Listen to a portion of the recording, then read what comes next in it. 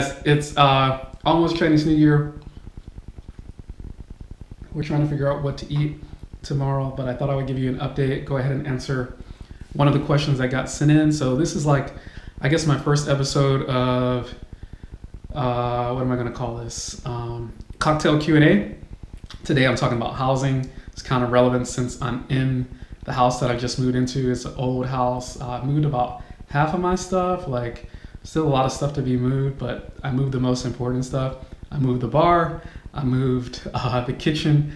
I've got a ton of kitchen gadgets that I've kind of just been collecting dust since I started YouTube. I haven't had time to do that and manage like video editing and everything else. But anyway, it's here and I'm trying to get the house cleaned up. It's an old house that we moved into, a little bit cheaper than where we were staying before, and but it needs some upgrades. So been doing a little work on the house, and now that I got a fridge here, I've been trying to shake some cocktails. So today I'm drinking I guess it would be like a mango margarita. That's probably the closest thing I can think of. Of course it has mango in it. I went to the market and just kind of grabbed some fruit and looked at what was interesting, and the mango was juicy, but it was a lot more citrusy than I was expecting. I thought it was a sweet mango. I didn't plan to use it in a cocktail at all, but after I tasted how sour it was, I thought, oh, okay, maybe I'm throwing that in my cocktail tonight. So it's in the cocktail. Got it in there with some lime, and then all of my, I guess, Chinese spices in honor of Chinese New Year. I guess it's bay leaf, cinnamon, and star anise in there, lime, mango, and tequila infused with Thai chili. So it's got a spicy kick to it. It's sweet. I used agave in it to sweeten it a little bit. So that's the cocktail I'm drinking tonight. And tonight I wanted to talk to you guys about housing in Thailand.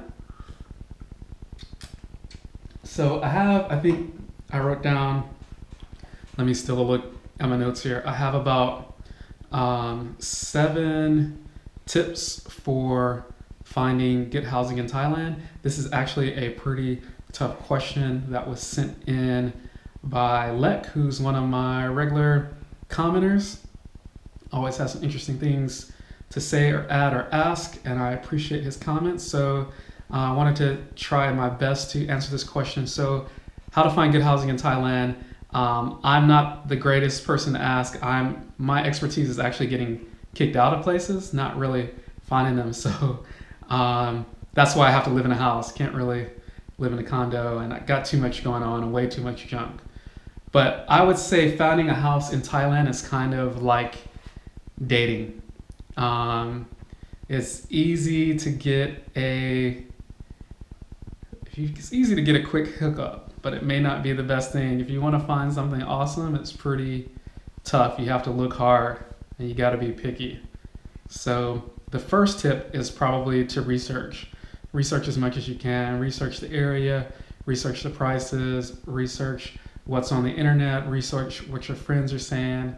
You gotta kind of have to look around, and it's probably best for you not to wait until you actually need a place or until you actually get to Thailand to start looking. So like look on the internet, do what you can, and then after that you need to network. So second tip is network, talk to people, make friends with people who are here, whatever they're here for. If they're here for work, if they're visiting, if they're staying for any longer period of time, you want to know like where do they live, what was the housing like, what was the landlord like, or was there a market nearby, was there a place that you can shop and get groceries, what floor were you on, how much square meters did you have, and you gotta look at some of these places. And if you're not used to looking at things in square meters, it's something you need to think about, because you'll see listings and stuff and won't know how to read like how much space is actually available. Once you've done that, the next thing you have to do is really kind of get here and get your feet on the ground. If you're staying in a hotel for a few days, you might want to just be prepared to get sweaty one day walking around the neighborhood that you want to ideally live in, wherever that is in Thailand or in Bangkok. Walk around ask some questions, check the prices, see who will talk to you, see who will give you information, see if they have brochures at condos that you like. Take that stuff with you, save it, and then try to figure out where you're going to stay later, revisit places, or if you're lucky, go ahead and tell them that you want to move into something that you find. I would say his question was more about Chiang Mai, so and how to find a place when you're abroad. I would say if you have a good contact, don't be afraid to use an agent. I think a lot of people are kind of weary of them, worried about a commission or something like that, but it is actually kind of saves you a hassle to go through an agent, especially if you are abroad. Like I would much rather deal with someone who knows what they're doing than try to come here and figure it out on the fly. It can be quite stressful, especially if you don't speak Thai. If you have a Thai friend that can help you, or that's willing to be your agent, so to speak, that's always great too. Next, my tip is about actually once you're in the house, I would say like deal with your landlord as little as possible. That's tip number 5. And tip number 6 is if you meet the landlord or you talk to the landlord, or the landlord starts asking questions about you or anything like that, I would have to say if your landlord is anal, which means like they're like nitpicky and stuff like that, if your landlord is anal from the beginning, then they're definitely going to be an asshole in the end. So just kind of remember that. If they're anal at the beginning, they're going to be an ass at the end. When you need to get your deposit back, when you need to move out, when you need to, do whatever or get things sorted out, like keep that in mind. Like, yeah, these are not landlords that are like Western landlords. They will not make any improvements on your house. They will not, if anything goes wrong, it's kind of like you're responsible for it. There are exceptions. There are better landlords here, but you need to know what is quite typical when you rent a house or you rent an apartment here. Like normally you get stuck with the bill for everything.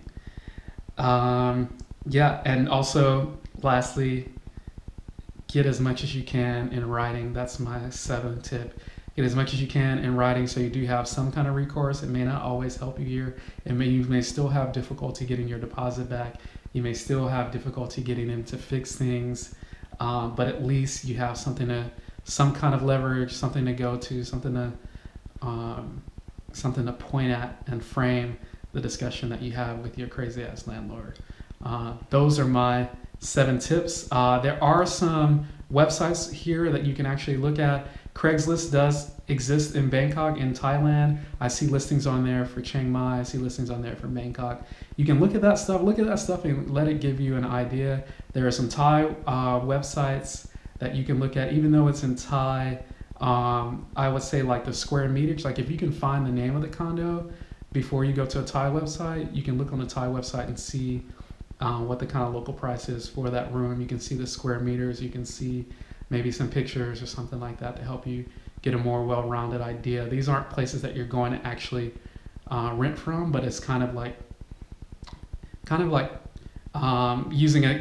looking at all these places because there's no really great place to find good information. So those are my tips. Check out Craigslist. There may be a few smaller websites for Chiang Mai or whatever city it is you're moving to.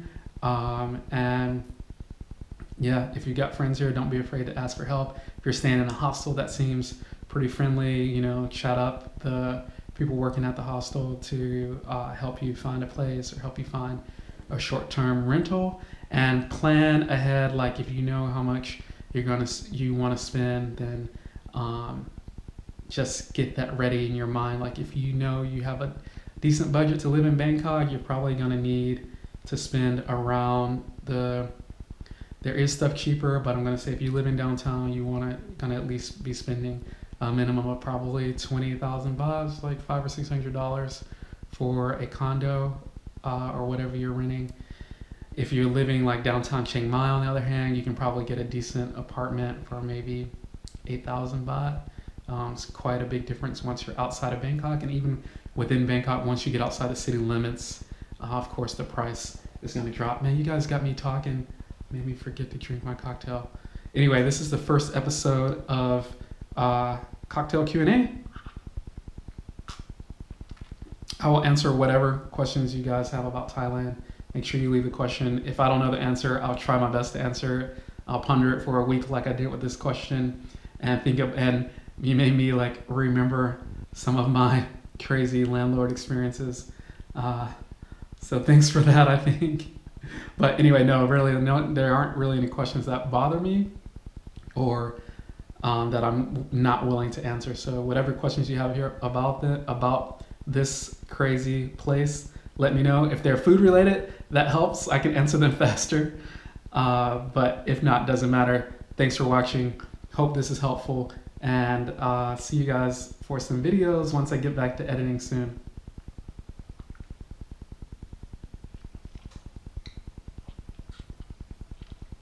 That chili gives it a nice kick.